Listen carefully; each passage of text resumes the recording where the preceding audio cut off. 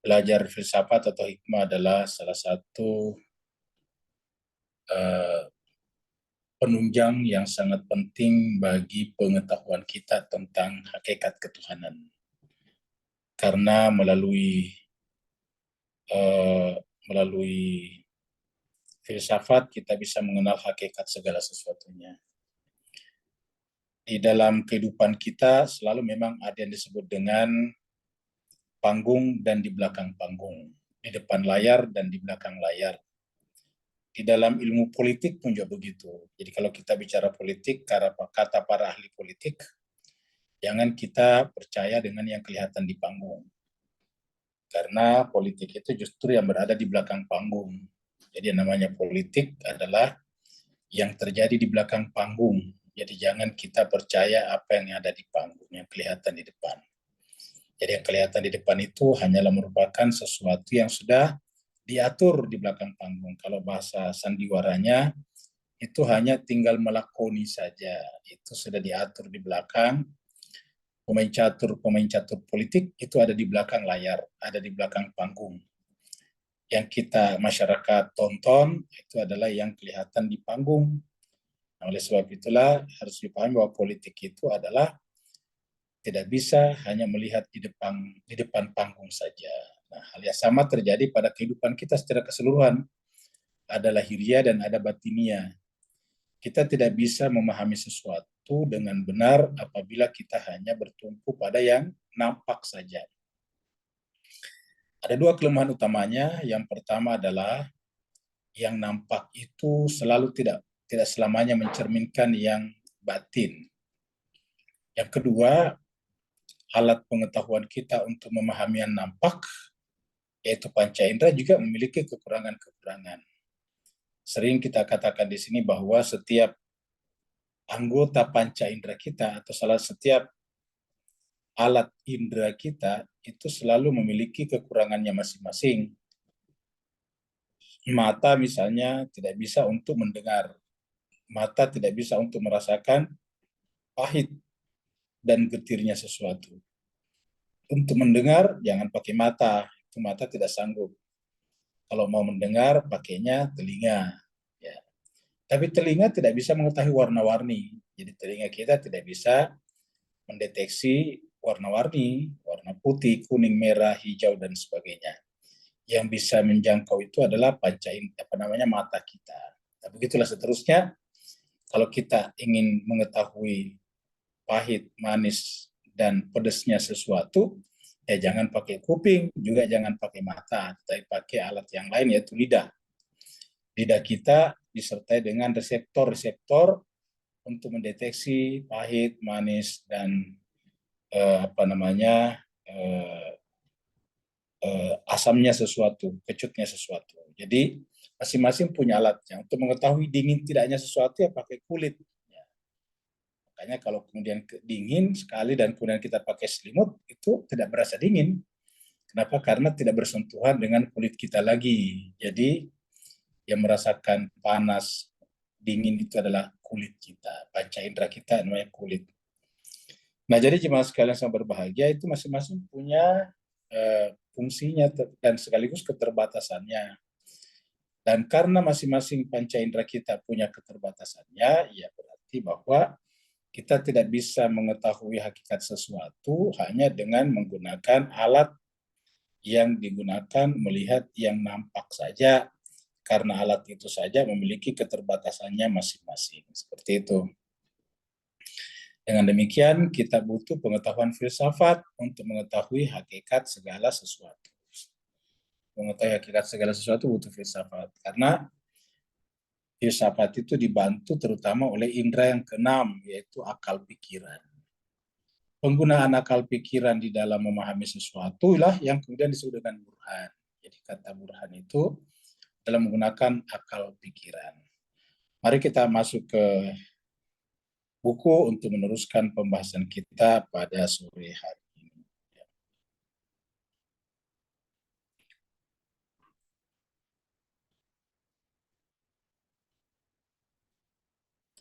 Ini kemarin sudah sampai di sini. Kita warnain ini. Ini adalah pembahasan tentang kesatuan tubuh dan jiwa ini. Ya, hubungan jiwa dan tubuh. Jadi kesatuan hubungan jiwa dan tubuh. Kita sudah membahas kemarin ini bahwa dalam diri manusia, hubungan jiwa dan tubuh itu tidak bisa dipisahkan, tetapi nanti jiwa kita itu nanti terbagi dua. Dalam pengertian begini, bukan terbagi dua secara terpisah, tetapi maksudnya mempunyai dua hal. Yang pertama adalah jiwa murni sebagai jiwa, yang kedua adalah jiwa sebagai bagian daripada tubuh. Artinya bahwa dia membawa pengaruh-pengaruh tubuh.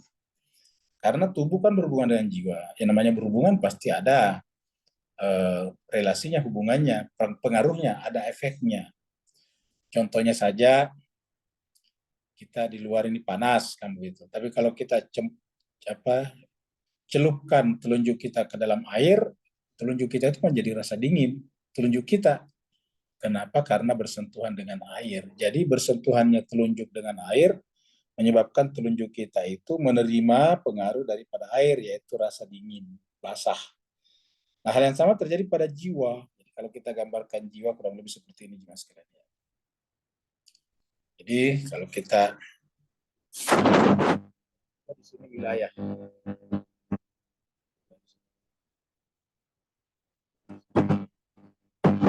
Jadi kita anggap ini adalah alam batin. Di sini adalah alam lahir, ya, zohir, ya. Zohir. Ya, ini ada. Jadi ada alam batin, ada alam zohir. Nah, di sini kita punya jiwa nantinya terbagi dua. Jiwa kita di sini terbagi dua.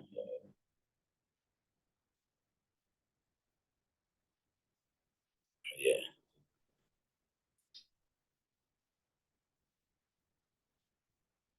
Nah, seperti ini. Jadi jiwa kita seperti ini, Mas kalian ya. Jadi ada yang menjadi bagian, kalau zahir ini kan berarti tubuh. Jadi kita lihat bahwa di luar ini adalah tubuh. Jadi ini adalah tubuh di luar ini ya. Tubuh kita. Ini adalah tubuh. Kita sebut ini sebagai tubuh.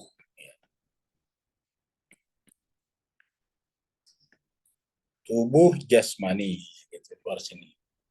Nah, tentu jemaah sekalian jiwa kita ini terpengaruh oleh itu. Terpengaruh oleh tubuh. Ya, jadi ini pasti terpengaruh di dalam sini. Jadi ada warnanya. Coba lihat. Kita warnakan sama ini warnanya. Jadi ada warnanya sama di sini.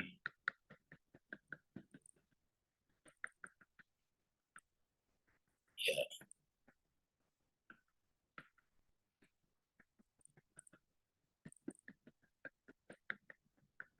Ini dia. Kita samakan warnanya karena pengaruh dari luar ini. Ya. Kita sebut warnanya begini. Sedangkan yang di sini adalah membawa sifat asli daripada jiwa. Seperti itu. Nah, nanti ada masing-masing fungsinya nih. Jadi ini adalah aslinya jiwa di sini nih.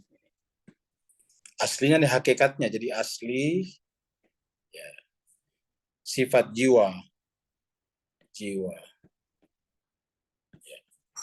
Asli sifatnya ada pengaruhnya. Contohnya misalnya air. Air itu kan aslinya sifatnya basah, netral. Tapi kalau temperatur di luar itu panas, airnya ikut panas. Bapak Ibu biasa menjalankan keran air di rumah. Kalau tengah hari itu air yang masuk tiba-tiba terasa panas. Padahal air artinya aslinya tidak panas. Lalu kenapa air yang masuk di kamar mandi kita itu ataukah di shower kita itu panas? Padahal yang namanya air kan tidak panas. Ya karena dia melewati pipa-pipa yang terkena sinar matahari melalui permukaan tanah. Airnya kemudian panas. Ya, seperti itu. Jadi panasnya itu pengaruh dari luar. Jadi pada saat kita merasakan air dalam rumah kita itu air panas. Nah, panas itu ada di air, menyatu dengan air. Ingat, panas itu menyatu dengan air. Tapi panas sendiri bukan sifat bawaan dari air. Ya. Jadi panas sendiri bukan sifat bawaan dari air. Aslinya air itu tidak panas. Ya. Nah, jemaah sekalian, karena sifat air itu tidak panas, maka pada saat kita merasakan air panas ada dua di sana, yaitu sifat air yang lembut, yang lentur, yang gampang berubah bentuknya, dan yang kedua adalah panas. Panas itu dari mana tadi? Suhunya tubuh, ya ibaratnya gitulah, suhunya tubuh, pengaruhnya tubuh masuk di sini. Nah, yang aslinya yang ini, ya seandainya kita bisa bagi dua seperti ini, maka ini aslinya. Tentu ini gambaran Pak sekalian ya, kalau aslinya jiwa kita kayak air tadinya, air itu karena pengaruh tubuh itu adalah panas, airnya jadi panas. Nah, itulah kurang lebih. Jadi aslinya air adalah di sini. Ya, jadi aslinya air adalah ini. Yang arsir hijau ini aslinya air. Aslinya jiwa. Nah, jemaah sekalian terbagi, dan ini adalah akan sangat efektif berhubungan dengan di luar sini. Ya. Sedangkan yang ini adalah efektif untuk memberikan respon terhadap di luar. Ya, jadi ini adalah nanti, ya, ini efektif untuk memberikan respon terhadap dunia luar sini. Ya. Ini, ya, nah gitu. Sedangkan yang ini untuk memberikan respon di luar sini. Ya. Seperti itu. Memberikan respon. Contoh misalnya kita lapar, nah jiwa kita itu akan mendorong kita untuk mencari makanan, gitu. Jadi ada jiwa. Kalau seandainya tidak ada jiwa di sana, ya kita kayak hewan, otomatis saja, instingtif namanya. Begitu kita lapar, cari makanan, dan tidak perlu mengetahui makanan itu halal atau haram, milik kita atau bukan milik kita. Tapi pada saat kita mencari makanan kan melihat faktor-faktor benar atau tidaknya, halal atau haramnya. Dari mana? Ya karena itu adalah jiwa, seperti itu. Sedangkan kalau yang di sini jemaah sekalian berbahagia, ini yang terkait dengan sesuatu yang memang asal, asli di sini. Asli itu kan asal. Ya seperti misalnya selalu merindu kepada yang paling tinggi, menginginkan yang terbaik, itu selalu ada di sini. Ya. Meninggalkan yang buruk itu selalu ada di sini. Itu adalah sifat-sifat bawahnya. Nah, jadi inilah yang kita lihat. Maka jemaah sekalian berbahagia, supaya kita bisa mukasyafah, kita tentu mengeliminir pengaruh ini supaya keaslian ini lebih tampak di sini. Ya, sebenarnya kita nanti melihat keaslian jiwa kita. Maka ketika dikatakan wa fi anfusikum afala tubsirun, kita disuruh lihat ke sini.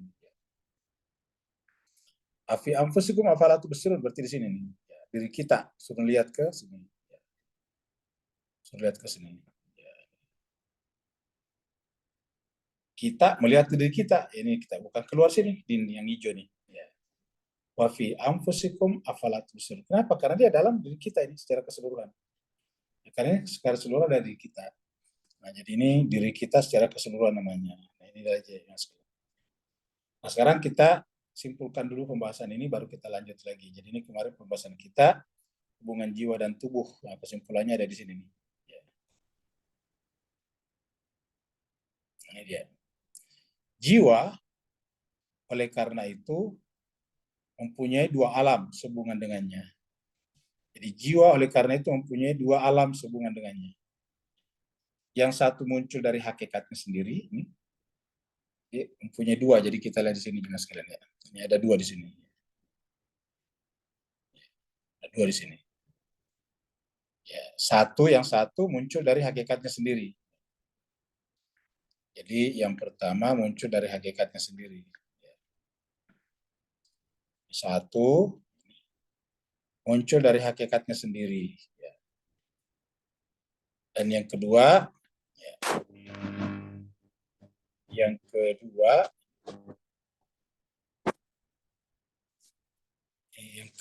ini kedua adalah milik unsur-unsur tubuh. Nah, ini tadi. Jadi ya, jadi kita ganti lagi sedikit ini. Satu ini muncul dari hakikatnya sendiri. Ya. Yang satunya lagi, kedua adalah milik unsur-unsur tubuh. Ya. Satu muncul dari hakikatnya, hakikat jiwa. Ini kan bicara tentang jiwa nih. Adalah hakikat jiwa. Ya. Muncul dari hakikatnya jiwa sendiri. Dan yang kedua adalah milik unsur-unsur tubuh. yang kedua milik daripada unsur-unsur tubuh. Nah, seperti tadi kita lihat di sini, hakikatnya sendiri aslinya, kemudian ini adalah milik daripada unsur-unsur tubuh yang masuk ke sini. Yang menyatukan tubuh dengan jiwa yang ini, wilayah ini Pak Ustaz.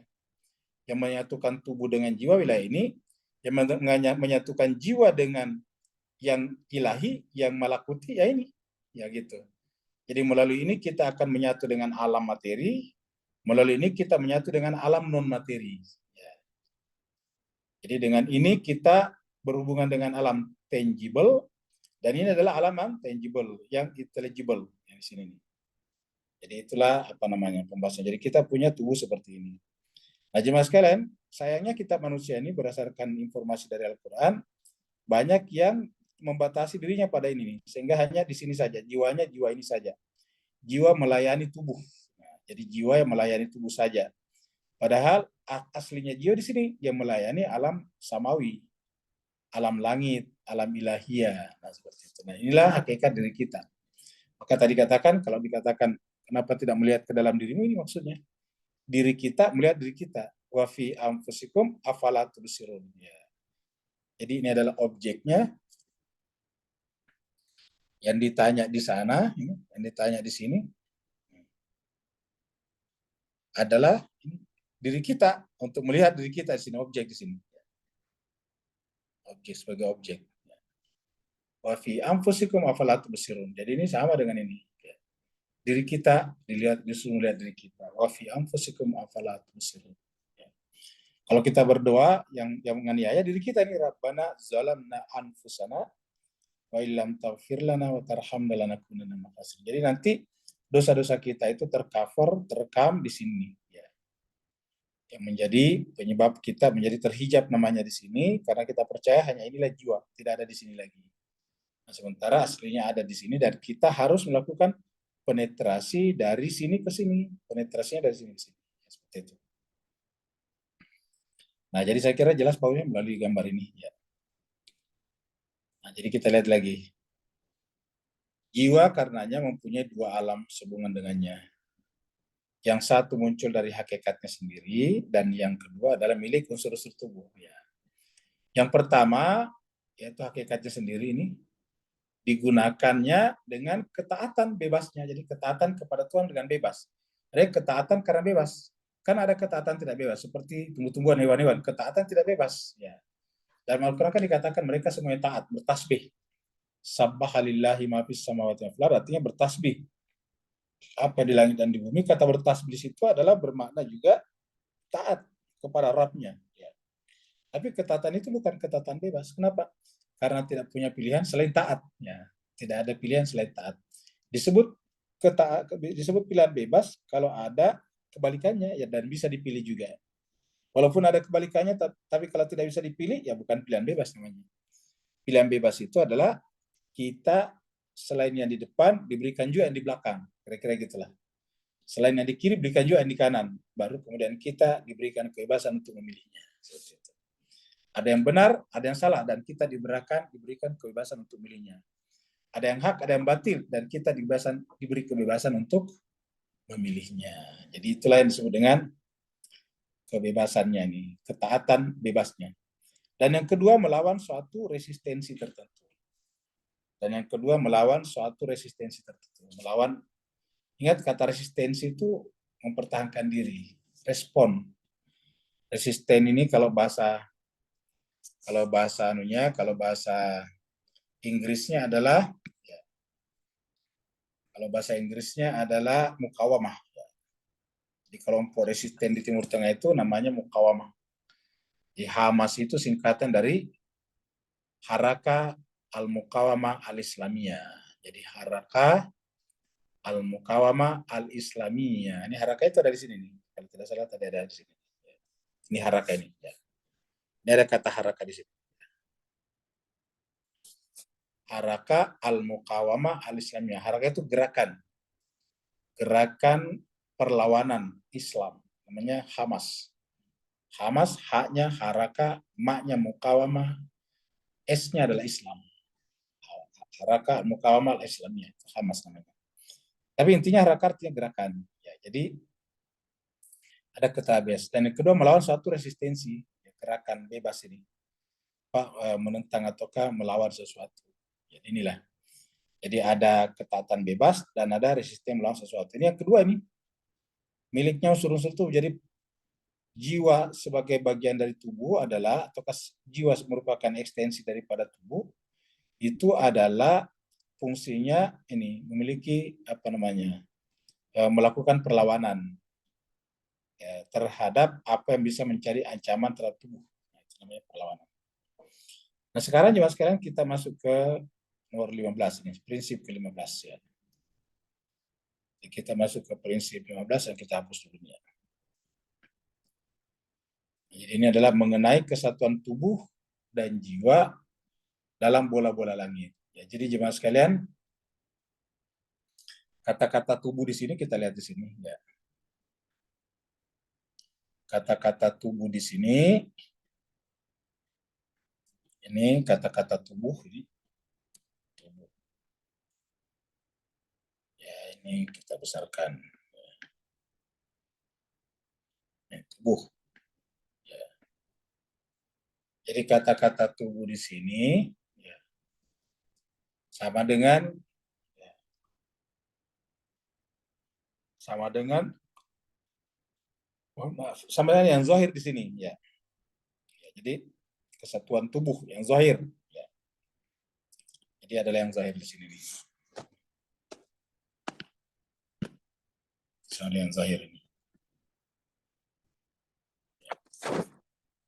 Sedang kemudian jiwa di sini ya, jiwa. Ini jiwa. Nah, jiwa di sini sama dengan nafs di sini. Nafs. Perhatikan mas sekalian. Ya, sama dengan nafs.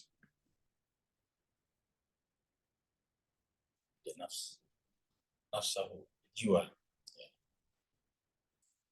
Jadi seperti itu. Kemudian bola-bola langit. Nah, bola-bola langit ini adalah diambil dari sini. Fulk. Bola-bola langit diambil daripada al-fulk. Jadi tiga di sini kaitan dengan yang zahir, ya jadi ini kita lihat di sini berkaitan dengan yang zahir tubuh, ya. Kemudian yang satunya lagi berkaitan dengan fulk, ini yang disebut dengan bola langit, fulk. Ya. Fulk bukan falak ya, kalau falak itu pagi pakai kaf, ya, falak. Jadi naudzubillah falak, nah, ini tuh pakai kaf di sini. Ya. Kalau ini kan pakai kaf, ka, bukan qa, ka. Jadi al falak. Falak di sini artinya bola-bola langit. Ya, jadi inilah, kemudian ini adalah jiwa ataukah nafs kita. Ini ada zahirnya. Dan ini cerita ini sudah dibicarakan oleh al-filosof al-awwal. Jadi kalau disebut al-filosof al-awwal, maksudnya adalah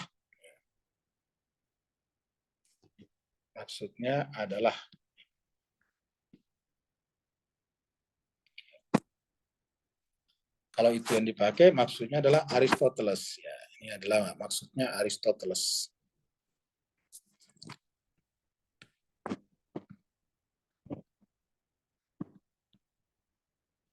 Ya, Aristoteles.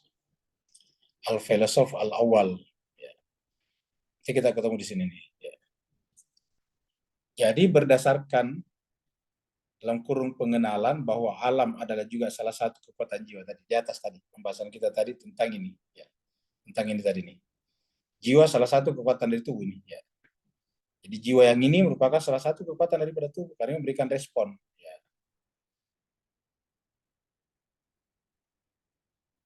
Jadi berdasarkan dalam kurung pengenalan bahwa alam adalah juga salah satu kekuatan tubuh, maksudnya pembahasan sebelumnya tadi nomor 14, tampak bahwa filosof pertama Aristoteles benar ketika berkata bahwa gerak bola itu langit adalah alami dan jiwanya secara alami dimasukkan ke dalamnya. Jadi di sini nampak bahwa filosof pertama Aristoteles benar ketika berkata bahwa gerak bola itu langit. Di gerak bola tadi folk di sini yang diterjemahkan adalah alami, adalah bersifat alamiah ini, alamiah tabiiyah. tabi'iyah, tabi'iyah. Tabi'iyah ini pausnya adalah alamiah nih. Tabi'iyah. Kemudian bersifat tabi'iyah. Bersifat alamiah. Alami dan jiwanya secara alami dimasukkan ke dalamnya. Dan jiwanya secara alami dimasukkan ke dalamnya. Itu karena telah dinyatakan bagi kita melalui bukti yang terang bahwa hakikat bola ini, hakikat folk alamnya, dan jiwa kebinatangan imajinatif maksudnya, jadi jiwa hewani kita itu bersifat imajinatif. Jadi hewan-hewan itu cuma sekedar bahagia, memiliki semacam imajinasi-imajinasi juga, tapi tidak sedalam kita. Tapi memiliki imajinasi. Imajinasi itu menggambarkan gambar-gambar. Makanya misalnya burung-burung misalnya takut kepada orang-orangan. Gitu. Kenapa? Karena imajinasinya itu orang beneran. Makanya orang petani itu membuat orang-orangan, artinya semacam benda mati tetapi dibuat mirip dengan manusia, namanya orang-orangan. Jadi orang-orangan. Supaya apa? Supaya nanti ketika dia bergoyang, burung ketakutan terbang. Biasanya dipakai oleh petani untuk menghalau burung-burung kecil yang memakan padi mereka pada saat mulai berbuah dan menguning. Supaya tidak habis, maka mereka bikin orang-orangan yang bisa digerakkan setiap saat, sehingga burung-burung yang datang akan terbang pergi lagi. Seperti itu. Jadi namanya orang-orangan. Nah, jadi kita sudah lihat lagi tadi. Tampak bahwa filosof pertama Aristoteles benar ketika berkata bahwa gerak bola untuk gerak langit, folk, adalah alami. Dan jiwanya secara alami dimasukkan ke dalamnya. Jadi jiwa secara alami dimasukkan ke dalamnya. Di dalam bola langit ini, dalam langit ini, atau disebut dengan bola langit ya. Jadi disebutkan dengan bola langit ini. Ini adalah langit, atau disebut dengan bola. Bola langit. Adalah bersifat alamiah ini. Adalah bersifat alamiah. Dan jiwanya secara alami dimasukkan ke dalamnya. Jadi jiwa juga secara alami dimasukkan ke dalamnya. Ke dalam apa? Ke dalam bagian daripada alam samawi kita, langit ini tadi. Ya. Masukkan ke dalamnya. Itu karena telah dinyatakan bagi kita melalui bukti yang terang bahwa hakikat bola langit tadi, alamnya dan jiwa kebinatang imajinatifnya adalah satu hal dalam wujud dan individualitas. Jadi satu hal, tidak bisa dipisahkan. Ya. Makanya kita katakan tadi jiwa tadi itu, jadi jiwa tadi itu tidak bisa dipisahkan seperti gambar kita sebelumnya. Seperti gambar kita tadi di sini nih. Ini satu kesatuan ini jiwa kita ini. Yang warna hijau nih. Kalau ini berkaitan dengan ke arah langit, ini berkaitan ke arah hewani, ya, tubuh hewani. Nah, sedangkan di sini masing-masing punya imajinatifnya. Ya, kalau di sini adalah merindukan hal-hal yang indah di sini, ya, pasti orang kalau di sini pasti selalu membayangkan yang indah di sini.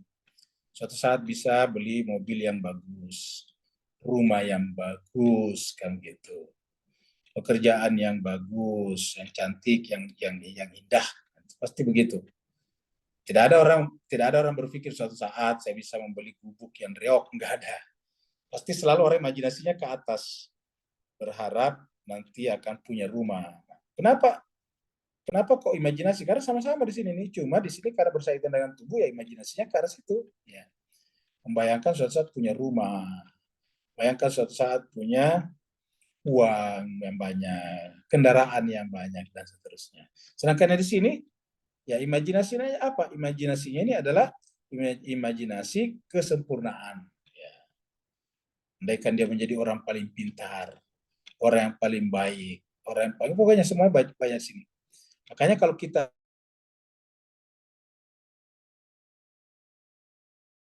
tokoh utama film itu yang penolong, ya seperti itu, yang bagus, yang dan seterusnya. Jadi itu yang kita lihat di sini. Dan ujungnya apa? Merindukan kepada yang tersempurna, paling sempurna. Jadi yang paling sempurna, ya. Jadi paling sempurna. Siapa yang paling sempurna? Ya tentu Tuhan. Ya gitu. Yang kita sebut dengan alam langit. Jadi menyatu. Ini satu kesatuan. Yang disebut tertipu itu artinya apa? Ini tertutup, ini mati, tidak ada hubungan ke sana. Jadi ketika yang di sini tertutup, ya, ketika ini tertutup ke bawah ini tertutup seperti ini, ya gitulah kurang lebih. Kemudian ya ini tidak bisa tembus ya. Ini tertutup, katakanlah begini, ya tertutup. Nah ini dia. Nah, sehingga yang aktif cuma ini tidak aktif. Kenapa? Karena tertutup, ada hijab. Ini yang kita bicara tentang hijab. Nah hijab ini harus kita angkat. Ya, jadi hijab ini harus kita angkat. Ya, mengangkat hijab inilah yang disebut dengan mukasyafah. Setelah tersingkap, namanya musyahadah. Nah gitu. Ketika ini sudah bisa menyaksikan langsung ke sini, maka dia musyahadah. Dan ketika ini kan tadinya terpukul dengan yang di dunia. Ini kan jiwa ini terpukul dengan di dunia. Terpukul dengan laba-laba, terpukul dengan langit yang biru, terpukul dengan gunung-gunung yang berjajar dengan indah dan baik, terpukau dengan apa saja, berlian, emas, ini terpukulnya di sini. Ya. Nah, tetapi ketika ini tersingkap mukasyafah, maka terpukulnya ini pindah. Oh ternyata ada lebih indah, kan dia sudah menyaksikan dalam sini. Oh ternyata ada lebih indah di sini. Ya gitu. Ternyata yang ada di sini tidak ada apa-apanya. Keindahan kupu-kupu tidak ada apa-apanya ketika kita menyaksikan keindahan Tuhan. Gitu. Ya. Ilmunya manusia di sini tidak ada apa-apanya dibanding ilmu Tuhan. Jadi selalu kita di sini adalah kesempurnaan. Ya, seperti itulah. Nah, jadi mudah-mudahan ada gambaran apa namanya tentang jiwa kita.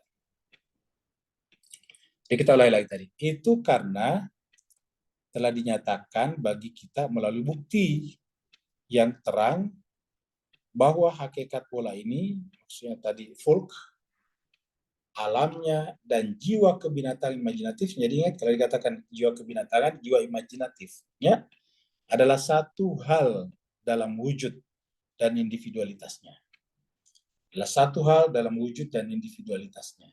Satu wujud dalam dan individualitasnya. Artinya wujudnya sama, disebut individual artinya tidak terbagi, walaupun kita membagi ini aslinya bukan terbagi. Ini kan kita saja membuat gambaran seperti ini supaya kita bisa mengerti. Aslinya ini kan satu kesatuan, ini semuanya adalah jiwa namanya. Jadi yang melingkar ini namanya jiwa. Ada satu hal dalam wujud dan individualitasnya, berbeda dengan tiga keadaan wujud. Berbeda dengan tiga keadaan wujud. Jadi wujud itu punya keadaan. Ya. Jadi ada namanya wujud yang bersifat apa namanya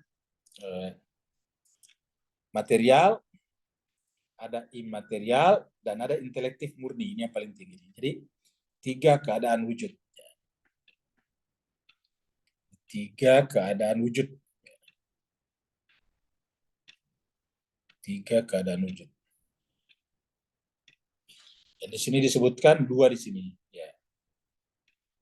Yaitu material dan intelektif murni. Intelektif murni adalah makulat, ya, intelektif murni. Jadi ini adalah material dan intelektif murni, ya, material dan intelektif murni. Nah tentu ada saja imaterial, ini kan imaterial. Jadi ini adalah imaterial. Imaterial, ya. Dan di sini adalah intelektif murni. Begitu. Jadi imaterial dan intelektif murni yang terpisah, ya. Jadi inilah dia. Jadi yang satu tidak masukkan yaitu material, imaterial, intelektif murni. Jadi kita lihat ya.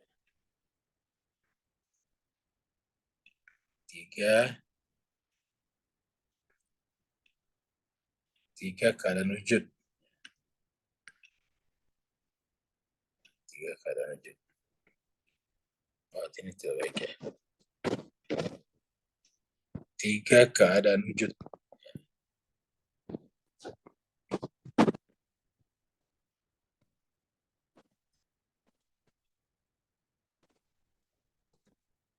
Satu adalah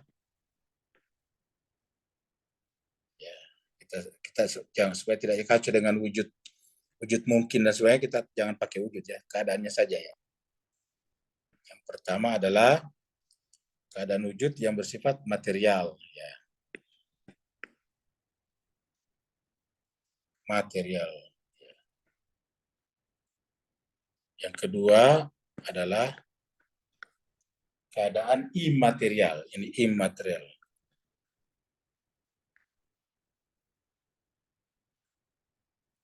Yang ketiga adalah keadaan intelektif murni tadi, intelektif murni.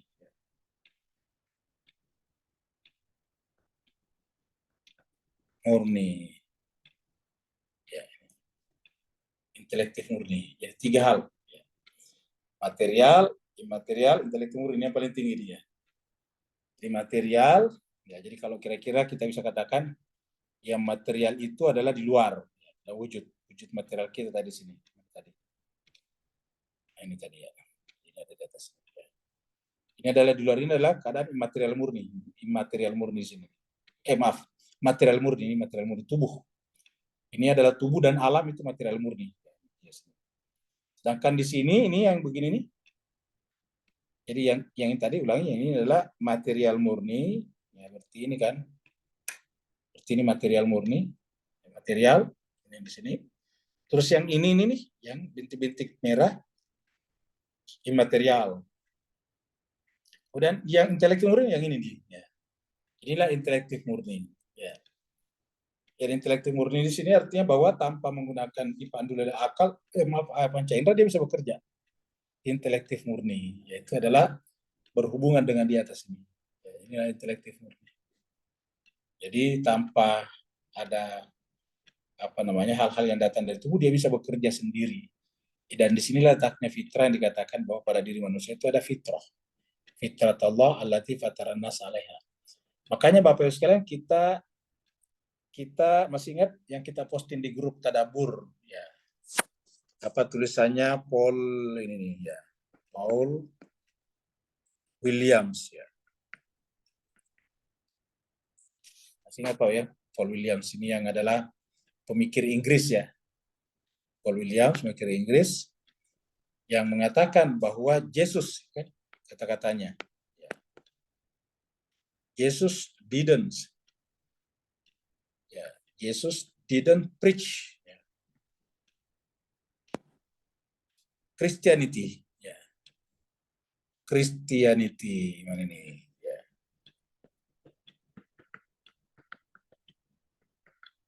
Ya ini dia. Jadi ini katakan but Islam ya. Maka begitu sekalian. Jadi Jesus didn't preach Christianity but Islam. Jadi Yesus tidak mendakwakan Kristen, yang disampaikan Islam. Jadi bukan ini. Ya. Jadi Yesus itu bukan menyampaikan Kristen ini, tetapi Islam ya. Tapi adalah Islam. Apa itu Islam? Ya fitrah. Kan Islam kan fitrah. Fitrah ini ya. Jadi pada dasarnya inilah intelektif murni sebetulnya fitrah kita.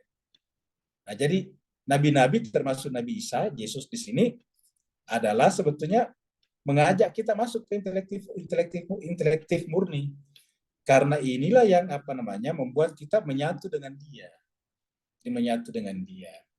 Jadi tujuannya nanti di sini akan mengajari ke sini bahwa wahai jiwa yang terkait dengan tubuh, ketahuilah bahwa tubuh itu hakikatnya tidak ada. Dia adalah merupakan bayangan saja. Tubuh itu bayangan dari seperti bayangan sebuah benda.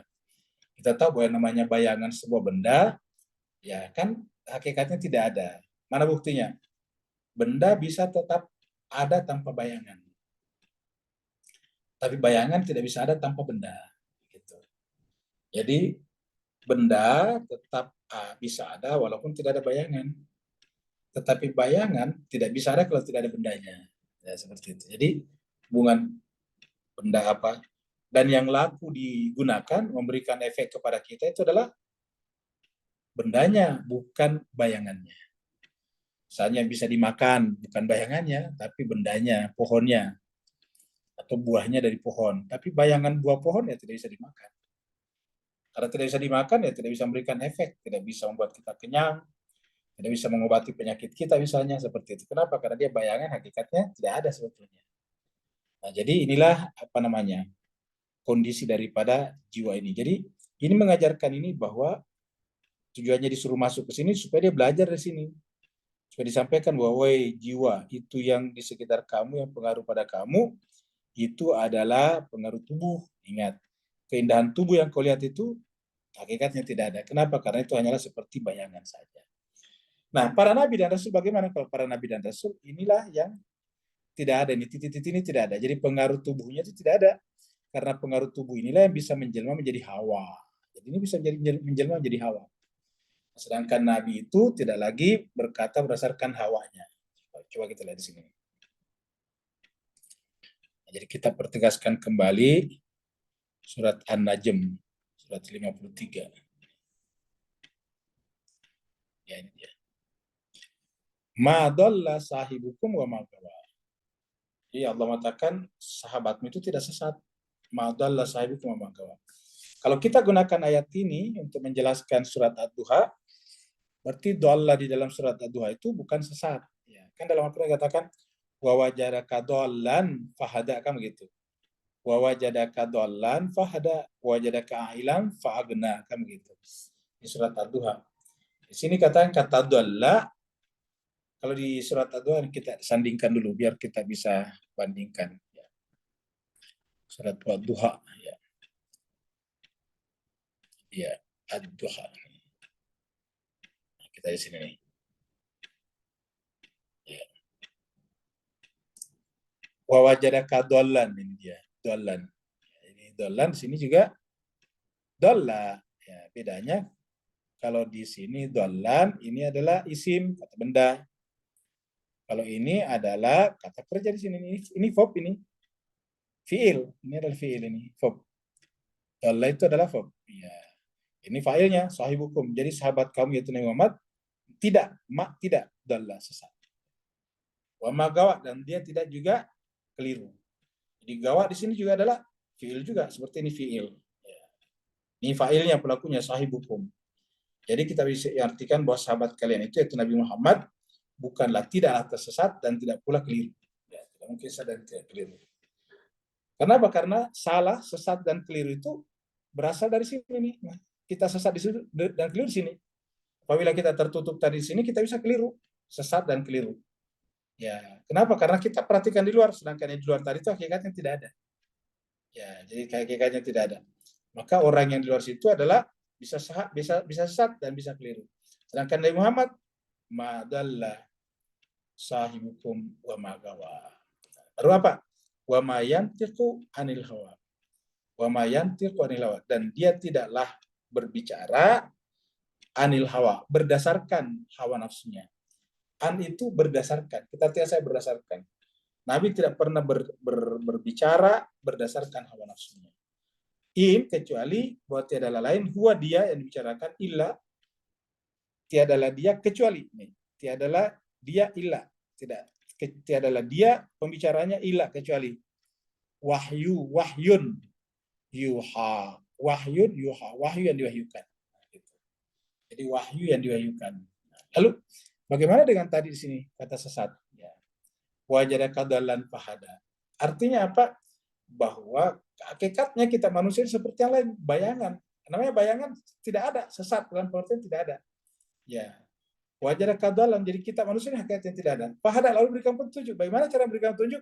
Dia tiupkan ruh ke dalamnya. Gitu. Tiupkan ruh ke dalam diri kita, maka kemudian ruh itu mengandung cahaya petunjuk. Ya.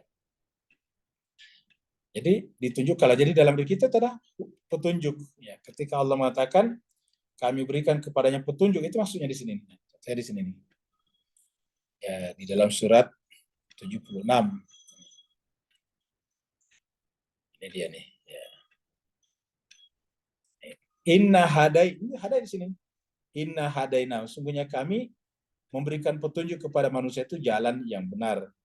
Ini maksudnya setelah lahir, bersama dengan lahirnya, kan ini kelahiran.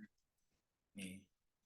Kalian tadinya tidak ada, hal ata alal insani hainun minad dahri lam yakun. Lam yakun belum bisa disebut syai'a sesuatu.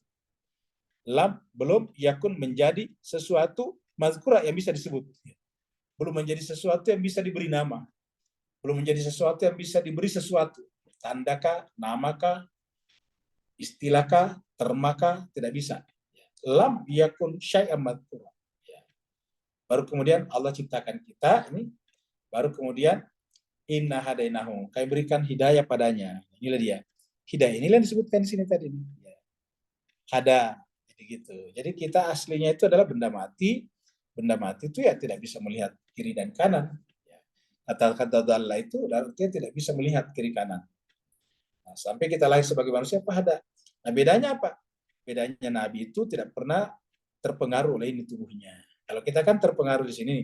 Inilah yang menyebabkan kita kemudian tidak suci. Kalau Nabi, para Nabi tadi suci dengan kata-kata tadi, ya madalla sahibukum wa magawa ini. Madalla sahibukum wa magawa. Wa ma yantiqu anil hawa. In huwa illa wahyun yuha. Nah, begitu. Nah, ketika misalnya kita sudah terpengaruh oleh hal hawa di sini, maka kemudian kita lihat di sini pengaruhnya. Ya. Surat 25, ya, ayatnya 43. Surat 25 ayat 43. Ara'aita, apakah engkau telah melihat? Apakah engkau telah melihat? Atau bisa juga, bagaimana pendapatmu? Man, tentang orang yang ittakhadha menjadikan ilahahu, ilahnya, Tuhannya, hawahu, hawa nafsunya. Jadi ara'aita man ittakhadha ilahahu hawahu. Ara'aita, apakah engkau telah melihat man ittakhadha, orang-orang yang ittakhadha mengambil ilahnya, hawahu, hawa nafsunya. Jadi kita lihat ada hawa nafsunya, ilahnya. Kenapa ya? Karena disembah. Maksudnya disembah itu diperturutkan, diikuti. Ilah hawahu. Nah, apa kata Tuhan? Afa anta, ini siapa tanya di sini? Ya, coba kalau kita lihat sini nih. Muhammad. Ya. Muhammad siapa? Muhammad pasangan Al-Quran. Jadi kata-kata anta di sini bisa diartikan Al-Quran. Apakah engkau Al-Qurannya? Ataukah apa engkau Muhammad sebagai Al-Quran? Takunu alaihi wakila. Bisa menjadi wakil baginya. Artinya orang yang memperturutkan hawa nafsunya sebagai ilahnya, dia tidak bisa lagi disebut sebagai jelmaan daripada Al-Quran. Nah, disinilah kita sebagai manusia biasa gugur. Kenapa? Karena kita masih banyak dipengaruhi di sini. Ya. Jadi kita ini kan mohon maaf, kita harus terserah, kita hanya mengakuinya secara konsep, secara pengetahuan. Tetapi jiwa kita belum sampai ke sana. Ibaratnya kita ini baru sampai tahu bahwa yang namanya mayit itu tidak bisa berkata-kata dan tidak bisa bergerak-gerak. Tetapi kita takut bersama dengan mayat. Nah, seperti itulah kira-kira. Sudah dikatakan bahwa ini tidak punya hakikat, tetapi kita takut ketinggalan ini, kayak gitu. Kita sudah tahu bahwa alam dunia ini kan tidak ada. Ini ada kemudian pengaruhnya di dalam jiwa. Tapi kita tetap terpengaruh seperti itulah. Ya, kita tahu bahwa mayat tidak bisa berbuat apa-apa, mayat tidak bisa tersenyum, mayat tidak bisa berkata-kata, tapi kita takut masuk ke ruang mayat. Nah, seperti itu. Jadi ini yang dikatakan Imam Khomeini, kita hanya baru sampai pada pengetahuan seperti itu. Nah, sedangkan para nabi dan rasul tidak. Ya, dia tahu bahwa bayi tidak bisa bergerak dan berkata-kata, ya, dan dia tidak pernah merasa sesedikit apapun merasa takut kepada mayat, ruang mayat, dan sebagainya. Sedangkan kita seperti ini. Nah, jadi makanya kita katakan kita ini baru sampai pada tingkat pengetahuan, belum sampai pada tingkat perbuatan, tindakan. Hanya baru sampai pada tingkat konsepsi namanya. Jadi afaan tatakun alaihi wakila. Ya.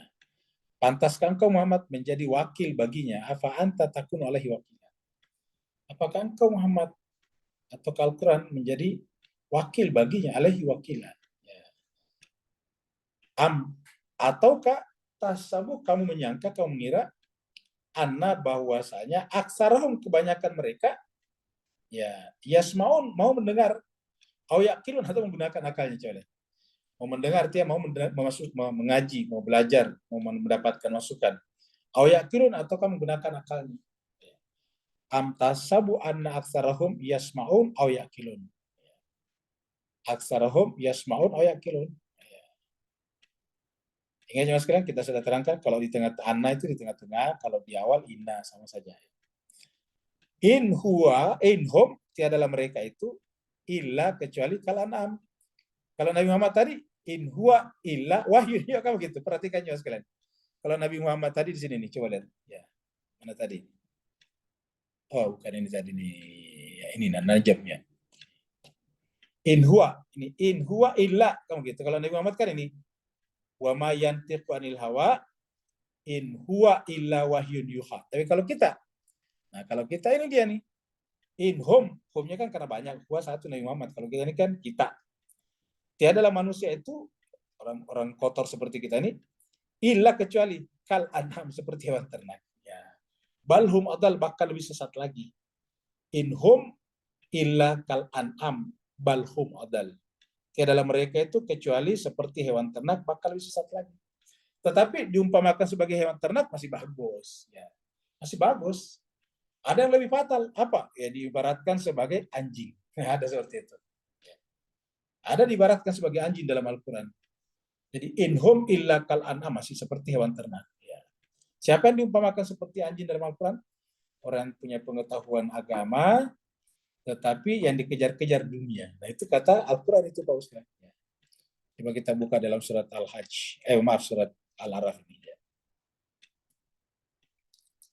Ayatnya 175 sampai 179 ya.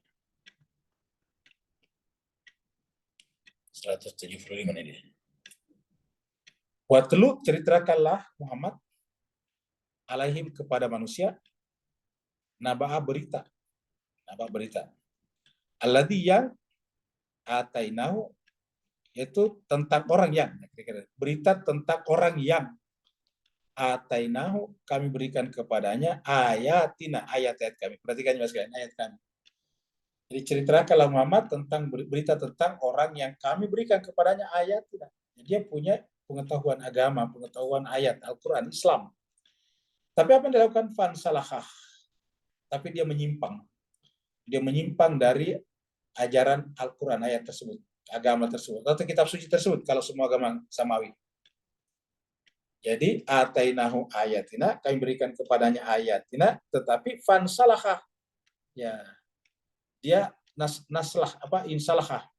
Insalahah itu artinya menyimpang. Ya, deviasi. Minha daripada ini, ayat ini. Jadi, haknya di sini kembali ke sini. Apa sebabnya? Fatbau syaitan, karena dia mengikuti syaitan. Ya, gitu. Fatbau syaitan, karena dia mengikuti syaitan, ataukah syaitan mengikutinya, atau syaitan bersamanya. Ya. Atbau syaitan, syaitan mengikuti bersamanya.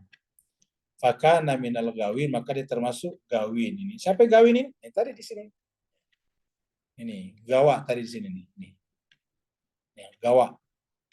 Kalau banyak, kalau apa bentuk isimnya gawin, gawun, ya, banyak.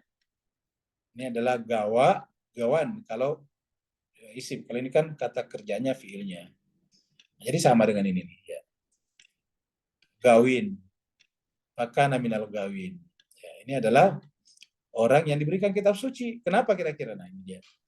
Walau syi'na, sebetulnya yang kami inginkan, kata Tuhan, yang kami inginkan dengan kitab suci itu, biha ini dengan kitab suci itu, ayat-ayat itu, la rafa'nahu, kami ingin mengangkat derajat mereka ini. La rafa'nahu, kami ingin mengangkat derajat mereka, mengangkat kedudukan mereka lebih tinggi daripada malaikat. Dengan ayat-ayat itu, walakinnahu, akan tetapi akhlada ilal ardi, dia memilih kesenangan hidup di dunia, seakan-akan kehidupan dunia itu abadi baginya. Akhlada itu adalah dari kata khalid, kekal, cenderung. Dia lebih senang kehidupan dunia. Jadi kalau ingat mas sekalian, siapakah akhlada ilal ardi? Ya semua kita kalau takut mati berarti akhlada ilal ardi. Jadi makanya tanda kita akhlada ilal ardi kalau kita takut mati. Nah jadi mereka ini yang fatal ini kalau mereka diberikan ilmu ayat kursi ini, berikan ayat lalu kemudian akhlada ilal ard, akhirnya apa yang terjadi kemudian? Menggunakan ayatnya sebagai barang jualan. Ayat kitab suci dijadikan sebagai komoditas untuk diperjualbelikan. Jadi agama digunakan sebagai alat untuk diperjualbelikan untuk apa? akhlada ilal ard, supaya dia kekal di muka bumi. Wattaba hawahu, nah ini dia, wattaba hawahu, dan mengikuti hawa nafsunya. Ini sama semuanya. Wattaba hawahu, nah ini lihat tadi di sini ya. Ini tadi di atas ini adalah ini hawahu, nah ini dia ya.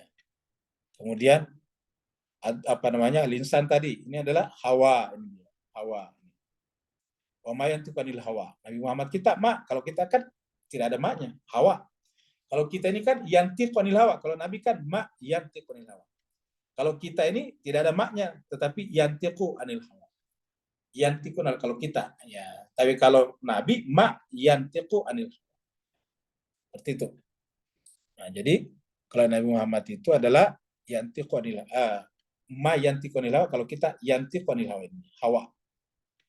Maka apa kata Allah? Afa anta takunu alaihi wakila. Apakah kamu Muhammad masih pantas menjadi wakil baginya? Al-Quran masih pantaskah menjadi pasangannya? Ya. Artinya menjadi pasangan Al-Quran adalah mereka yang tidak menjadikan hawa nafsunya sebagai ilah. Ataukah amtahsabu, ataukah engkau mengair aksarhum, kebanyakan mereka yasmaun, mendengar, au yakilun, ataukah menggunakan akalnya. Inhum, tiada dalam mereka illa kal an'am, balhum adal, bakal lebih sesat lagi. Nah, tetapi tadi kita katakan ada lebih bahaya lagi dari ini, yaitu Al-A'raf ini. Walakin akhlada ilal ardi wattaba hawahu pamasaluhu, maka perumpamaannya kamasalil kalbi. Nah, ini perumpamaannya mereka seperti kalbu, anjing. Nah, ini kalau di sini kan tadi cuma kal an'am nih, perhatikannya sekalian ini. Kal an'am ini, kal an'am, ka al an'am. Kalau di sini ka al kalb ini, ka masalil kalb, ka masalil kalb. Perumpamanya seperti al kalb. Jadi lebih fatal lagi, ya. Karena kalau kalb itu kan tidak masuk hewan ternak itu yang bisa dimakan seperti kambing, sapi, domba. In tahmil, kalau kamu menghalau dia pergi, alaihi yalhas, dia menjulurkan lidahnya. Au tatruku, atau kamu membiarkannya, yalhas, dia tetap menjulurkan lidahnya. Artinya apapun yang kita sikapkan kepadanya tidak pernah berhenti menjulurkan lidahnya. Menjulurkan lidah itu bermakna menjilat. Menjulurkan lidah bermakna serakah, greedy, tidak pernah puas. Nah, seperti itu. Kenapa tidak pernah puas? Ya karena tadi akhlada ilal ard, memilih untuk kehidupan dunia saja. Jadi makanya dia seperti anjing, intahmil alaihi yalhas au tatrukuhu yalhas. Zalika, itulah masalun, perumpamaan al kaum komunitas, alladzina, orang-orang yang, jadi kaum yang diisi oleh orang-orang yang kadzabu bi ayatina.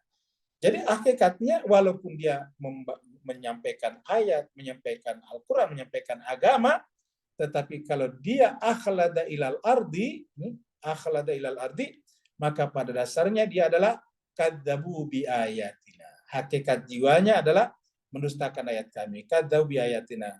Maka Allah mengatakan apa? Faksusil qasas. Ceritakan ini Muhammad. Jadi kalau saya selalu menyampaikan ini Pak Ustaz, bukan maunya saya tidak punya kepentingan. Tapi Tuhan bilang, faksus, ceritakanlah, kisahkanlah ini. Faksus ini adalah kata kisah. Nih. Faksus itu kasas, kisah-kisah. Kisahkanlah kisah-kisah seperti ini. Jadi kisahkanlah Muhammad, kisah-kisah seperti ini. Ceritakanlah cerita seperti ini. Dan kita yang mau, kita tidak punya kepentingan. La'allahu, mudah-mudahan manusia dia tafakkar, mau berpikir. Supaya jangan tertipu lagi dengan orang-orang yang menggunakan ayat tetapi tujuannya akhlada ilal ardi. Akhlada ilal ardi, ingin kekal di bumi, seperti itu. Nah, jadi jemaah sekalian berbahagia, itulah yang itulah makanya kalau Nabi Muhammad kita ya tidak seperti itu. Kitalah yang inhum illa kal anam, tapi kita katakan kal anam ini masih rendah, gitu. Kal anam balhum adal, bakal lebih sesat lagi. Ada tadi yang lebih parah, yaitu kamathalil qalb, seperti anjing. Ya, seperti itu. Nah, jadi jemaah sekalian, kita sudah lihat begitu berbahayanya, fatalnya pengaruh ini bagi jiwa kita. Maka nabi-nabi tidak mungkin ada begininya. Kita ini beragama, makrifat kepada Allah, membaca Al-Quran agar kita mengurangi bintik-bintik merah ini, karena bintik-bintik merah ini adalah hawa, pengaruh daripada luar. Kayak tadi air, aslinya air itu tidak panas. Kalau dia panas karena dia melewati selang pipa yang terkena matahari di jalanan sana, sehingga begitu sampai di ember kita, di kamar mandi kita terasa panas. Bagaimana caranya? Ya kita tampung dulu itu air di dalam ember kita, di dalam tempat air kita, simpan lama, kemudian panasnya hilang. Nah, begitulah kira-kira jemaah sekalian. Setelah panasnya hilang, kembalilah dia aslinya seperti air. Seperti air asli, tidak panas dan tidak dingin, gitu. Tidak panas dan tidak dingin. Karena air kalau dia panas, lama-kelamaan menghilang, habis, membeku, menguap. Ya, seperti itu. Kalau dia dingin, lama-kelamaan dia akan membeku. Akhirnya tidak bisa dipakai sebagai air. Ya. Karena kita tidak bisa mandi dengan air yang membeku seperti es batu misalnya, tidak bisa. Ya, jadi dia keluar dari sifat dasarnya, yaitu air asli. Inilah jemaah sekalian sebagai tugas kita, membersihkan ini supaya lama-kelamaan menghilang. Nah, inilah yang dibahas tadi di dalam buku kita ini. Ya. Jadi tadi kita kembali. Jadi keadaan jiwa kita tadi ada 3 macam, material, imaterial, dan intelektif murni. Gitu. Jadi intelektif murni, ya, yang terpisah. Ya. Jadi bola ini sendiri, bola maksudnya folk ini tidak mempunyai jiwa, yaitu imaterial, material, imaterial, dan intelektif murni yang terpisah. Namun, bola ini ataukah folk, ingat tadi kata folk ini memiliki jiwa kebinatangan. Itu tadi. Imajinatif, yang menirukan dan menyerupai bentuk intelligible. Ya, jadi menirukan dan menyerupai bentuk intelligible. Intelligible itu sesuatu yang bisa kita pikirkan dari arketipnya, bentuk aslinya, dari asasnya, aslinya, arketip. Ya. Dan terhubung kepadanya sebagaimana sinar-sinar terhubung pada sumber cahaya. Ya, jadi kalau kita kalau kita punya sumber cahaya di sini, bagus kalian ya. Kalau kita punya sumber cahaya di sini misalnya gini, kata kalian dalam matahari ya, matahari ya gitu ya, matahari ya gini. Nanti akan melahirkan ini.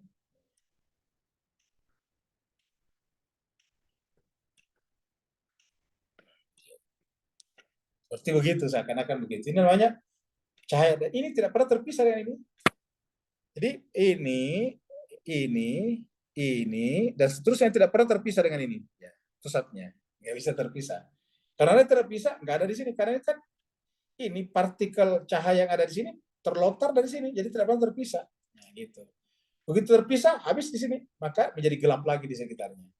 Jadi selama di sekitarnya terang, pasti ada berkas-berkas, ada sinar-sinar, ada garis-garis cahaya yang terlontar keluar dari pusat cahaya ini. Dan lontaran-lontaran ini tidak pernah terpisah dengan pusat cahayanya.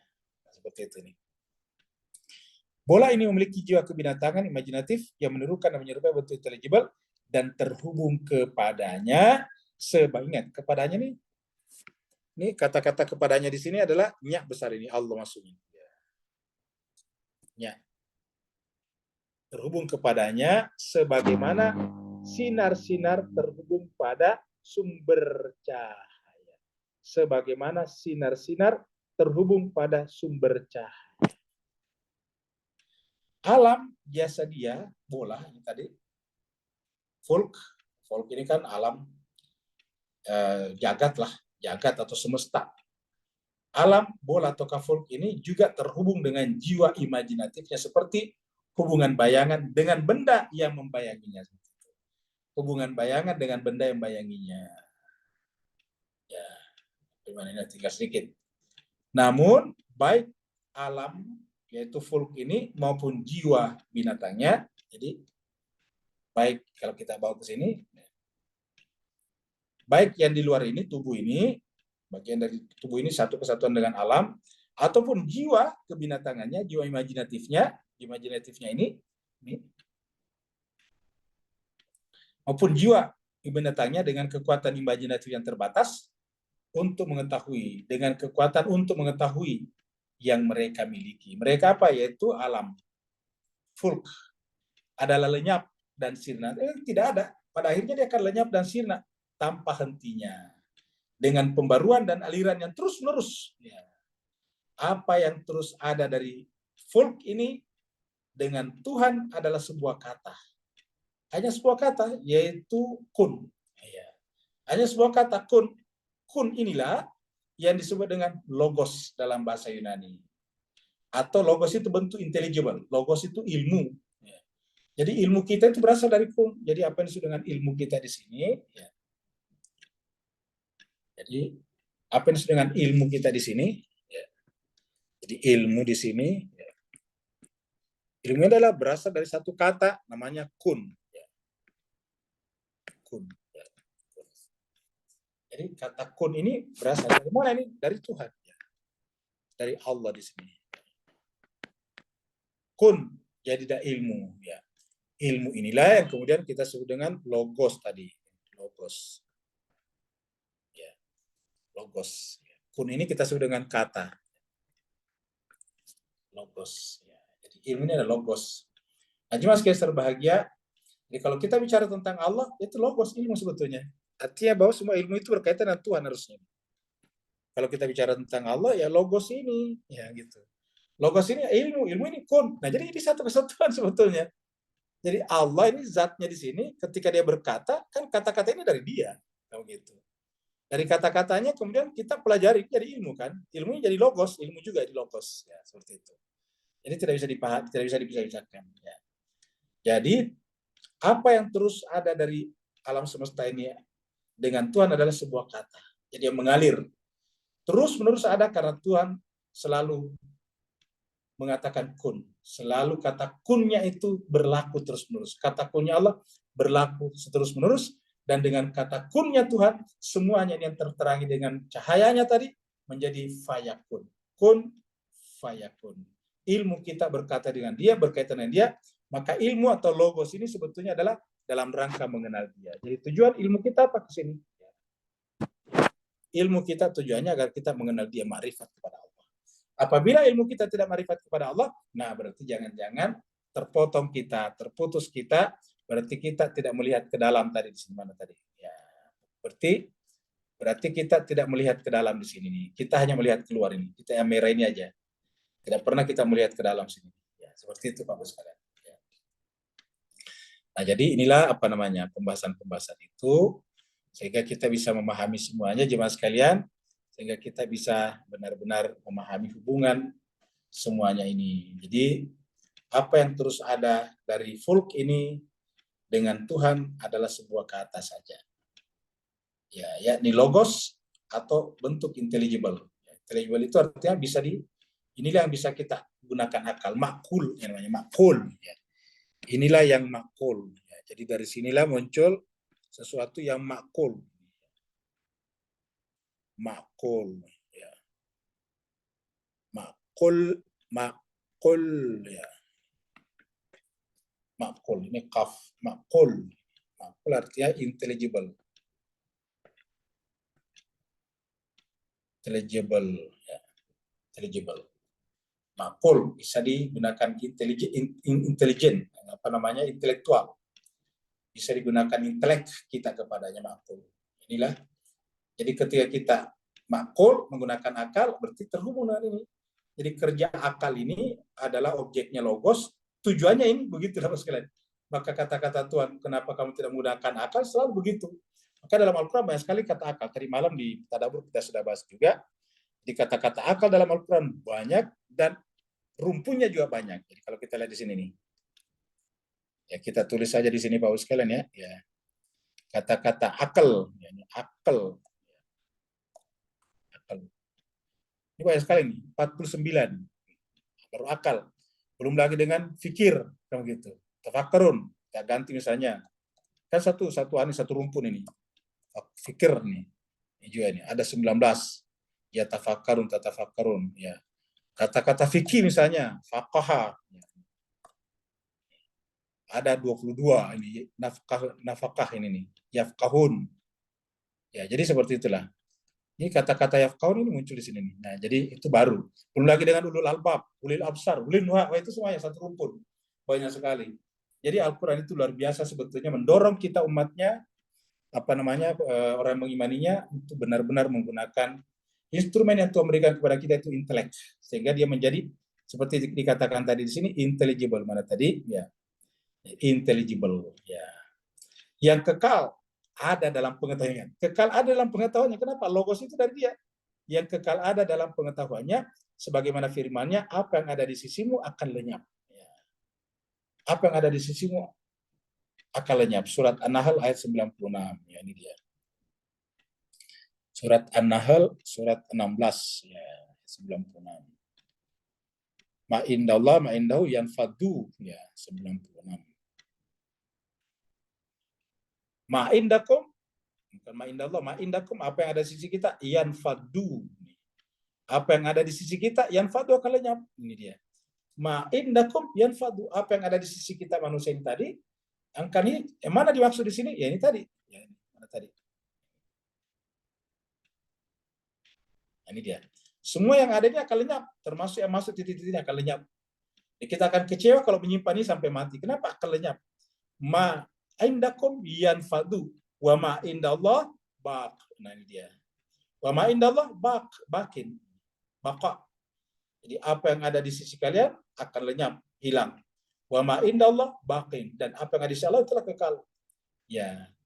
Ini juga bisa kita temukan di dalam surat Ar-Rahman, ya, surat Ar-Rahman surat 55 ayat 26. 26. Kullu man 'alaiha fan wa yabqa. Ini sama tadi ya, baqa. Baqa tadi kan. Di sini juga tadi adalah ini. Baqakin. Ini baqin dari kata baqa. Ya, baqa. Ini baqa, tapi karena ini adalah karena ada ya di situ ada hamzah lazim namanya, baqa, ya-nya bisa hilang pada saat menjadi isim seperti ini yang tidak punya alif lam, ya kan gitu. Jadi bakin, hadin, ya seperti itu. Ya. Jadi bakin, apalagi kayak muhamin, kayak apalagi najin dan sebagainya. Ya. Nah, jadi jemaah sekalian berbahagia, jadi bakin kita lihat di sini, wa yabqa wajhu rabbika, yang kekal adalah wajah Tuhanmu. Wajhu rabbika dzul jalali wal ikram, dia memiliki kebesaran, ketinggian dan kemuliaan. Jadi tidak ada lagi yang tersisa kecuali hanya dia. Nah, inilah jemaah sekalian indahnya kalau kita belajar filsafat, karena kita diajarkan memahami hakikat segala sesuatu. Segala sesuatu selain dia hakikatnya akan hilang. Kullu man 'alaiha fan wa yabqa wajhu rabbika dzul jalali wal ikram. Atau kalau dalam surat An-Nahl, ma indakum yanfadu wa ma indallahi baqin. Apa yang ada di sisi kalian akan lenyap, dan apa yang ada di sisi Allah adalah baqin, baqa, kekal. Kalau di tempat lain dikatakan innalillahi wa inna, sama saja maknanya. Kita ini dari Allah dan akan kembali kepada Allah lagi. Jadi ketika kita kembali kepada Allah dan kembali kepada Allah, kalau kita dari Allah dan kembali kepada Allah kan lenyap, hilang lagi, yang ada hanya Allah. Allah awalnya adalah sendiri dan akhirnya sendiri lagi, seperti itu. Kita bagaimana caranya? Kita bisa merasakan kebahagiaan kalau kita menyatu dengannya. Jadi hanya dengan menyatu dengannya kita akan ikut menjadi kekal. Kenapa? Karena bersama dengan yang kekal kita ikut kekal, bersama dengan yang terbang kita terbang, seperti kita naik pesawat, kita ikut terbang padahal yang terbang pesawatnya, seperti itu. Kita ikut dengan kapal laut, maka kita ikut berenang padahal yang berenang adalah kapal lautnya, bukan kita. Seperti itulah ma indakum yanfadu wa ma indallahi baqin wala najziyanna alladziina sabaru ajrahum bi ahsani ma kanu ya'malun. Jadi artinya untuk sampai ke sana butuh kesabaran, sabar belajar jemaah sekalian. Inilah yang paling sedikit yang mau melakukannya. Kita ini jemaah sekalian berbahagia, kalau beribadah lain biasanya gampang, tapi kalau beribadah belajar biasanya agak susah. Seperti itu. Nah, inilah yang paling berat. Jadi bukanlah salat istiqamah yang berat, bukanlah puasa Senin Kamis istiqamah yang berat, tetapi yang berat adalah istiqamah belajar, karena belajarlah menyebabkan kita sampai kepada hakikat ma indakum yanfadu wa ma indallahi baqin, atau kullu man 'alaiha fan wa yabqa wajhu rabbika dzul jalali wal ikram. Terima kasih banyak Bapak Ibu sekalian. Mohon maaf atas segala kekurangan. Insya Allah jemaah sekalian berbahagia, kita nanti berjumpa lagi dengan prinsip yang ke-16, yaitu kemungkinan kontingensi kosmos fisik. Ya, fisik ini kemungkinan kontingensi. Ingat, ini kan kemungkinan dari kata mungkin, wujud mungkin. Jadi itu adalah eksistensi yang kontingen. Itu namanya wujud mungkin. Jadi, wujud mungkin kosmos fisik. Karena kan kalau berdasarkan Ibnu Sina itu wujud ada 3 macam. Ada wujud wajib, ada wujud mungkin, dan ada wujud mumtani. Gitu. Jadi ada wajibul wujud, ada mumkinul wujud, ada mumtaniul wujud. Ya, itu versi Ibnu Sina. Ada wajib wujud, ada wujud yang wajib, ada wujud yang mungkin, ada wujud yang mustahil. Itu kalau versi Ibnu Sina. Terima kasih banyak yang bertanya, dipersilakan. Waalaikumsalam. Waalaikumsalam warahmatullahi wabarakatuh. Silakan Pak Nur.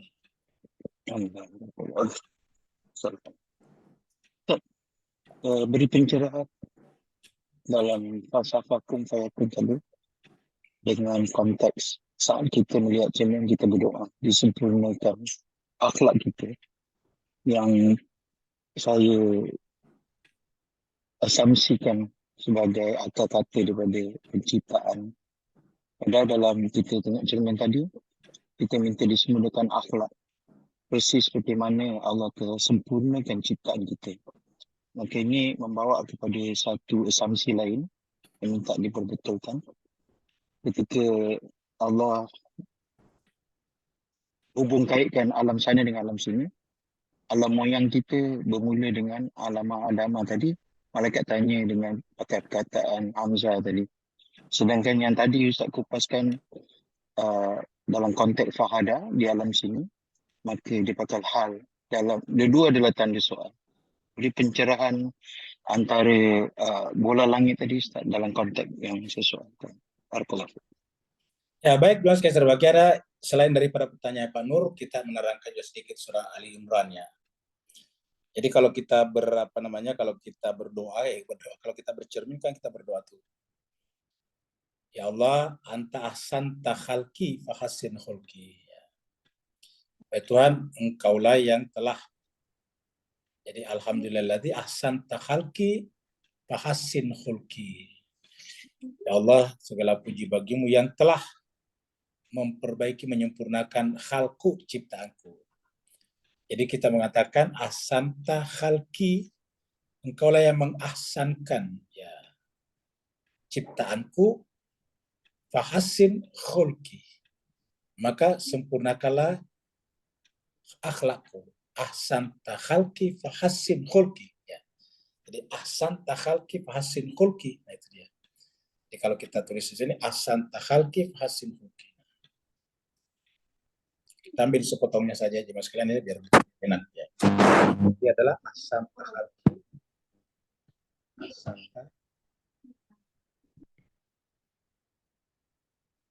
Ahsanta khalqi.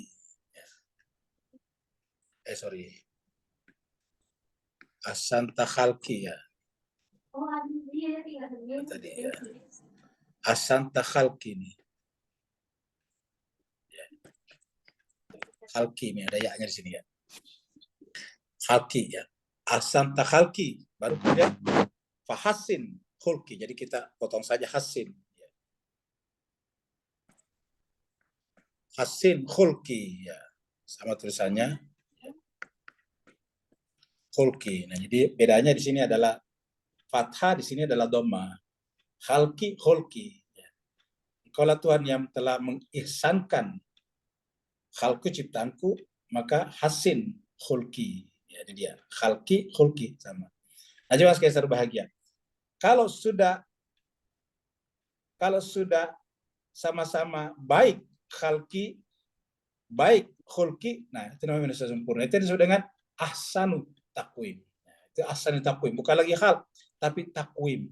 Jadi takwim itu ketika menyatu semua ini, takwim ini, ya ini. Gitu. Makanya kan dikatakan dalam surat Watin, ya Watin wa zaitun dan seterusnya, laqad khalaqnal insana fi ahsani. Ini ahsan sama dari sini.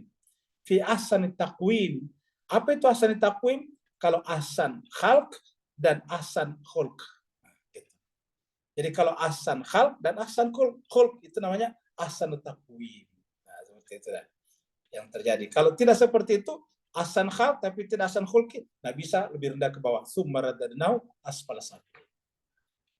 Jadi kita lihat di sini pentingnya tadi itu. Dan ini tadi kita bicarakan di sini ya, pembahasan kita tadi. Mohon maaf, ini di atas tadi. Nah, kalau ini semuanya sudah bersih di sini, maka dan ini tidak ada lagi apa tirai di sini, maka ini satu kesatuan, semuanya menjadi asli, fitrah. Nah, inilah yang disebut dengan manusia sempurna. Nah, kenapa arti manusia sempurna? Menyatu dengan alam di sini. Ini kan tabi tadi, alam tabi'i dengan alam nafsi di sini, alam jiwa, alam malakuti. Alam tabi'i dengan alam malakuti itu menyatu, tidak terpisahkan. Nah, itulah sebabnya ada ayat dalam surat Ali Imran yang ketika turun Nabi menangis. Ya kan begitu. Jadi suatu hari ceritanya ini dalam hadis dikatakan Bilal bin Rabah kemudian mengetuk pintu Nabi karena sudah menjelang subuh versi Bilal, maka dia mengetuk pintunya Nabi dan ternyata Nabi sudah bangun dari tadi. Dia cuma mendengarkan Nabi menangis, ya. Menangis bukan menangis kayak kita, menangis dalam pengertian kaitannya dengan Allah. Kalau kita kan menangisnya karena ya mungkin ditagih utang terus-menerus, pinjol, kita menangisnya karena ada penyakit yang tidak berhenti, itu beda.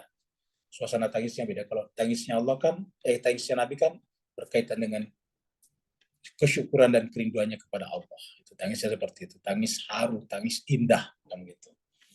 Nah, kemudian ketika Nabi membuka pintunya dan dia mengatakan, ya Rasulullah, kenapa kau menangis? Gitu. Nabi mengatakan, wahai Bilal, seandainya engkau tahu, apa namanya, saya baru dapat wahyu dari Allah, dan seandainya manusia tahu dan engkau tahu, wahai Bilal, semua orang harusnya sujud tersungkur menangis ke hadapan Allah. Ya Rasulullah, ayat apakah itu? Maka dibacakanlah surat Ali Imran itu, gitu Bapak sekalian. Jadi dibacakanlah surat Ali Imran ya di sini. Surat Ali Imran surat yang ketiga ayatnya 190 itu. Ini dia.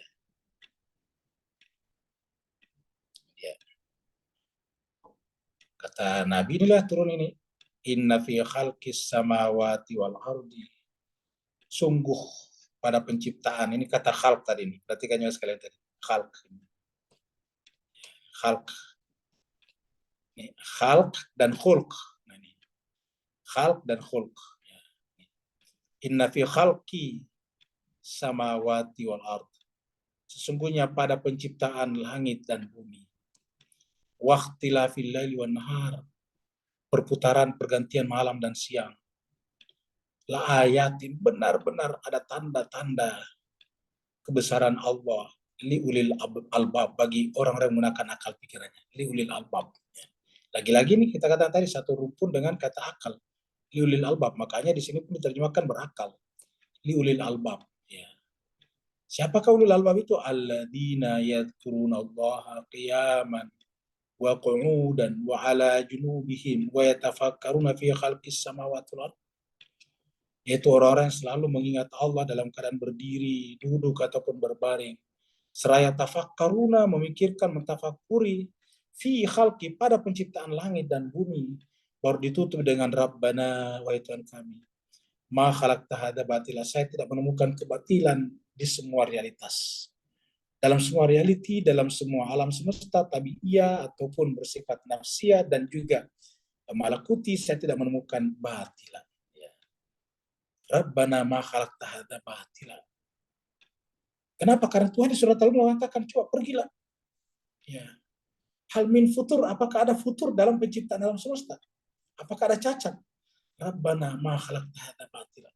Saya tidak menemukan cacat sedikit pun ini. Kenapa? Karena ini satu kontinuitas tak terpisahkan antara Allah dengan ciptaannya. Rabbana ma khalaqta hadza batila. Subhanaka, maha suci Engkau ya Allah. Fakina, maka jauhkanlah kami azab benar dari azab api neraka. Jadi kita tidak menemukan cacat, tidak ada menemukan diskontinuitas ya. Di dalam penciptaan Tuhan semuanya nih, dan ciptaan ini antara Tuhan dengan ciptaannya. kita tidak menemukan satu cacat. Apa sebabnya? Karena yang menciptakannya juga adalah sempurna. Ya. Ya. Jadi kita lihat di sini nih. Ya. Alladzi khalaqa sab'a samawati tibaqa ma tara fi khalqir rahman ma tara, kamu tidak akan menemukan melihat fi khalqir rahman, pada penciptaan ar-rahman, min tafawut, yaitu cacat, ketidakseimbangan. Tafawut itu cacat. Ma tara, kamu tidak bisa menemukan melihat fi khalqir rahman, di dalam penciptaan Allah Maha Pengasih, min tafawut. Kalau tidak percaya, farji'il basar, coba pergi lagi lihat. Hal tara min futur, apakah kamu bisa menemukan futur, cacat, disorder di sana? Tidak ada. Semua kemudian irji'il basar, pergi lihat lagi, karatain 2 kali. Yang kaliba ilaikal basar, penglihatanmu kembali, khasian, dalam keadaan bingung, dalam keadaan capek, wahwa khasir, dan semakin lemah kita semakin tua, tapi tidak menemukan cacat di alam penciptaan ini. Ya, apa sebabnya? Karena tadi tidak ada cacat yang kita temukan. Ma khalaqta ini, ma khalaqta hadza batila. Ya, tidak ada satu kebatilan. Nah, inilah sebetulnya jemaah sekalian, ini satu kesatuan yang harusnya menyambungkan kita, menyatukan kita dengan Rabbul Alamin. Jadi jemaah sekalian sebagai, kalau kita belum menemukan kontinuitas ini atau unity ini, kontinuitas artinya tidak pernah berpisah antara Tuhan dengan makhluknya, atau unity, kesatuan antara makhluk dengan Khaliknya, maka yang terjadi adalah kita harus introspeksi. Jangan-jangan kita masih ada tirai seperti ini nih. Ya. Jangan-jangan kita ada tirai seperti, ada tembok tebal seperti ini. Ya. Tidak bisa melihat di sini, yang kita rasakan cuma di sini nih. Ya. Jadi oleh sebab itulah kita harus muhasabah. Tuhan mengatakan, wa fi anfusikum afala tubsirun. Berikutnya lagi. Assalamualaikum Ustaz. Waalaikumsalam warahmatullahi wabarakatuh. Silakan Ustaz. Saya mohon Ustaz dibukakan surah An-Nisa ayat 1 Ustaz ya. Nisa ayat 1 ya. Iya. Ya ayuhan nas ittaqu rabbakum alladzi khalaqakum min nafsin wahidah. Ini ada saya stresinya di alladzi khalaqakum min nafsin wahidah. Mudah-mudahan saya keliru menangkap pembahasan kita sore ini. Saya ingin mempertanyakan ke Ustaz hubungan gitu. Ada nggak hubungannya gitu? Pembahasan kita tentang hubungan fisik apa? Dengan Ustaz. Tentang apa? Halo? Tentang apa Ustaz? Apa ada hubungan gitu loh? Ya pembahasan kita sore ini dengan ayat ini gitu. Oh iya, betul baik. Kum. Ini kan kum di sini kan adalah kita, Ustadz, saya, semua yang ada di partikular yang ada di alam material ini. Min nafsin wahidah. Ini kata nafas yang satu gitu. Ini hubungannya gimana Ustadz dengan pembahasan kita sore ini gitu. Saya coba memahami yang dibahas kita sore ini adalah fisik dengan yang sempurna, itu jiwa kita yang sangat sempurna, itu tidak ada cacat sama sekali, Ibu. Sehingga yang di luar dari fisik kita yang cenderung ada nanti bias, ada cacat dan sebagainya. Nah, kum di sini yang saya ingin pertanyakan Ustaz adalah kita. Bagaimana hubungannya dengan nafas yang satu di jiwa yang satu? Mohon penjelasannya Ustaz. Assalamualaikum warahmatullahi wabarakatuh. Baik, terima kasih banyak Ustaz. Ini pertanyaan yang menarik juga Mas Keser bagian. Nah, untuk mengetahui apa yang maksud nafsu wahidah. Kalau kita lihat ahli tafsir, dan tentu kita tidak berani menyalahkannya, karena siapa sih kita ini. Artinya itu sebenarnya juga para ahli tafsir mengatakan min nafsi wahidah di sini adalah dari Nabi Adam, kamu gitu ya. Saya kan diartikan Nabi Adam. Mungkin di sini juga kali ya. Ini nih Adam nih, yang telah menciptakan kamu dari diri yang satu, Adam, kamu gitu. Nah, padahal di sini kata-katanya nafsi wahidatin, mana tadi? Min nafsi wahidatin, nafsi yang satu. Dialah menciptakan kalian min dari nafsi wahid. Siapa ini? Ya, kumnya di sini kan termasuk Ahwa di sini nih. Termasuk Adam di sini nih. Kata-kata khalaqakum di sini include di dalamnya Adam, karena Adam termasuk Anas. Nah, kira-kira. Jadi coba kita analisis ayat ini. Ya Yohanes kan berarti termasuk Adam, termasuk Hawa. Jadi kita anu dulu biar kita coret-coret ya. Karena ini menarik ini pertanyaan ini. Ya. Nah, juga sekalian, siapakah yang dimaksud dengan ya, Siapakah yang dimaksud dengan kum di sini? Domir kum. Ya. Nah, siapakah yang dimaksud dengan dari kum di sini? Yaitu Anas di sini nih. Ya, ini Anas. Ya. Nah, jadi kumnya di sini Anas dari sini nih. Ya. Nah, jadi ini Anas. Nah, pertanyaan, apakah Hawa dengan Adam tidak termasuk Nas? Coba kita lihat juga sekalian. Jadi ingat Adam dan Hawa termasuk Nas. An-Nas kan? Minan Nas. Termasuk An-Nas. Berarti beda di sini maksudnya. Pasti bukan Adam dan Hawa. Kalau kita artikan di sini dari Adam dan Hawa, berarti kan Adam dan Hawa bukan Nas. Kan gitu. Jadi ketika Allah mengatakan ya ayuhan nas, wahai seluruh manusia, include di dalamnya Adam dan Hawa. Kata kum termasuk Adam dan Hawa. Nah, Adam dan Hawa berarti seluruh manusia min nafsi wahidatin. Nah, kalau begitu ini siapa? Nah, ini masalahnya aja Mas Kede. Pertanyaannya sekarang, ini adalah siapakah yang min nafsi wahidatin ini? Ya. Siapakah yang min nafsi wahidatin ini? Ya. Ini dia. Siapakah nafsi wahidatin di sini? Nah, kita bisa menemukan di sini Bapak sekalian. Mari kita cari dulu di Al-Mujam ini. Ya. Kita tulis kata-kata kataba ala ya, nafsihi ya. Ar-Rahman ini dia kita temukan ini. Kataba ala nafsi rahmah. Al-An'am ayat 12 cuma satu lagi nih. Kataba ala nafsi. Cuma satu ini. Kata-kata kataba ala nafsi ini adalah satu ayat di dalam surat Al-An'am ayat 12. Nah, mari kita lihat. Kita lihat dulu, kita tutup dulu ini ya. Baru kita buka surat Al-An'am. Ya. Ayat 6. Ya.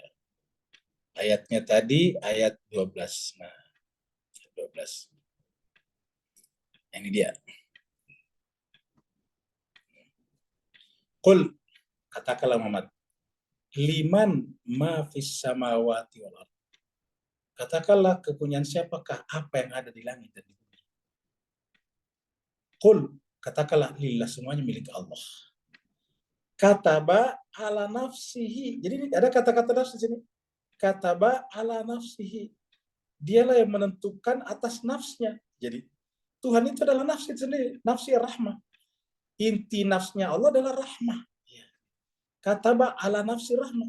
Karena Nabi Muhammad kita itu adalah berasal ini, nafsnya adalah Hamid, dan Nabi Muhammad kita adalah Ahmad, dan sampai di alam materi namanya Muhammad, maka disebut dengan arsala rasulahu bil wa ma arsalnaka illa rahmatan lil alamin. Karena ini dari sini kataba ala nafsi ar-rahmah.